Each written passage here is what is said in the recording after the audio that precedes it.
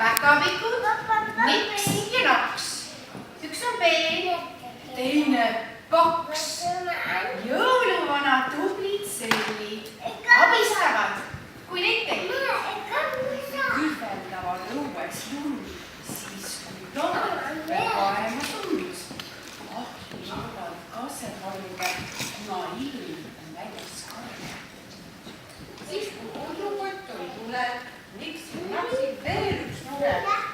Süüa ootavad ka põdrad, jõuluvana võõsad sõbrad. Õht on täis ja tuba soe.